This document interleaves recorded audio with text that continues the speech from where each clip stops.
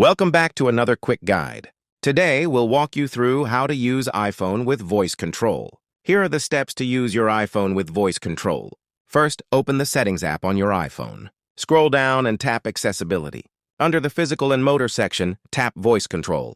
Tap Set up Voice Control if it's your first time using it. Review the short introduction and tap Continue. Then tap Done. Download any required files if your iPhone prompts you. Toggle voice control on. A blue microphone icon will appear in the status bar. Start using commands such as Open Safari or Go Home. To tap items, say commands like Tap Settings or etc.